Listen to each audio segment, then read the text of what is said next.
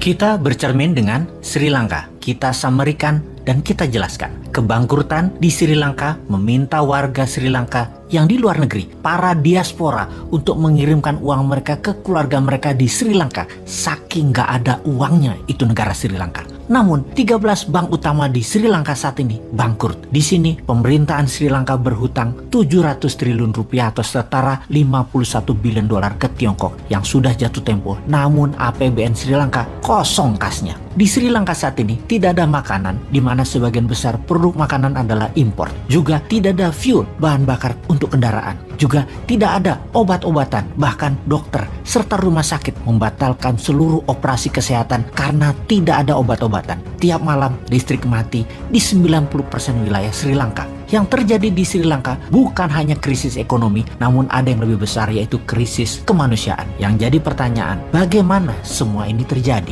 Bagaimana Sri Lanka kehilangan semua uangnya tersebut? Kita akan jelaskan dalam episode kali ini untuk menjadi pelajaran bernegara bagi kita semua. Video kali ini disponsori oleh Dinaran, yang merupakan sistem pembayaran menggunakan emas hingga pecahan 0,01 gram, di mana kalau memerlukan fisiknya bisa diambil di ATM Gold. Saat ini baru 1 unit ATM tersebut, dan di tahun 2022 ini akan menambah 50 unit ATM Gold yang baru di seluruh kota besar di Pulau Jawa dan Bali. Kembali ke Sri Lanka. Pertama ada masalah kebijakan atau government policy. Kemudian ada masalah politik. Dan kemudian ada masalah yang namanya Tiongkok. Akar dari banyak masalah di berbagai negara. Kita mulai dengan kebijakan negara di Sri Lanka. Hasil saat ini adalah buah dari mismanagement yang panjang yang telah dilakukan oleh Sri Lanka, yaitu masalah fundamental. Impor lebih banyak dari ekspor, belanja negara atau spending lebih banyak dari earning atau pendapatan negara. APBN Sri Lanka negatif. Neraca perdagangan defisit karena banyak impor. Anggaran defisit karena kebanyakan belanja spending.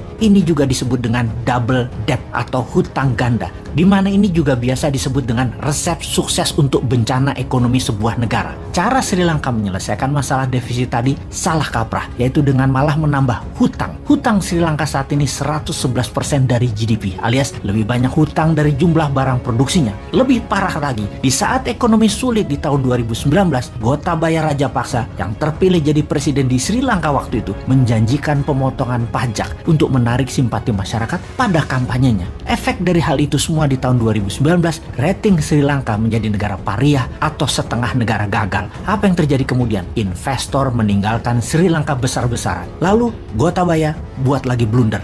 Dia melarang pupuk kimia di Sri Lanka. Bukan untuk kesehatan, namun karena tidak ada dolar untuk membeli pupuk, dia bersandiwara, bernarasi untuk kesehatan. Tapi hal itu semua blunder, membuat petani gagal panen hingga menurunkan jumlah produksi beras hingga 50% turunnya. Sejak Juni 2021, Sri Lanka menjadi pengimpor beras. Di tengah kekacauan tersebut, sejak Juli 2021, di mana dukungan terkuat Rajapaksa adalah Sinhala Buddhis, atau kalau di Indonesia adalah gerakan keagamaan. Dan kemudian saat itu mulai goyang kepercayaannya karena Sinhala Buddhis mulai berbalik membela rakyat, tidak membela Rajapaksa. Ada lagi sebuah kebijakan yang blunder, di mana harusnya mengutamakan pasar atau pro market approach, tetapi malah mengutamakan well driven mode. Maksudnya apa? Malah pamer kemakmuran dengan membangun infrastruktur jalanan. Itulah well driven mode, bukan pro market approach. Padahal isi dari infrastruktur tersebut tidak ada. Fuelnya impor, mobilnya impor, dan untuk mengerjakan hal ini Rajapaksa bekerja sama dengan Tiongkok. Sri Lanka mendapatkan hutang besar dari Tiongkok dalam bilateral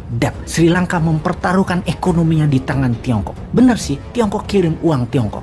Tiongkok kirim teknologi, Tiongkok kirim SDM, termasuk kirim virus Wuhan. Semua dikirimkan karena sejak awal memang Sri Lanka buruk di dalam pengelolaan keuangan negara, dan ini memang dimaui semua peminjam, mengharapkan yang dipinjamkan tidak bisa kelola uang. Efek virus Wuhan tadi, pariwisata Sri Lanka yang merupakan 13% GDP nasional turun. Di tahun 2020, turis hanya berjumlah 170.000 orang saja dengan pendapatan sekitar 2 billion, di mana di tahun 2019 ke belakang mencapai 2,3 juta turis datang atau senilai 7,5 billion dolar. Agrikultur yang merupakan 8% GDP rupee Sri Lanka turun hingga 4%. Kemudian cari utangan di mana India mengambil peluang tersebut untuk juga melakukan debt trap ke Sri Lanka, menambah beban negara Sri Lanka yang pada akhirnya raja paksa mendevaluasi rupee Sri Lanka turun 32%. Dan ternyata bukan menambah kekuatan pasar namun membuat turun purchase power, daya beli kekuatan rakyat. Saat ini inflasi di Sri Lanka 30%. Artinya harga makanan sudah naik 30% dalam beberapa bulan ini saja. Harga kelapa misalnya hampir naik 80% dibandingkan tahun 2019.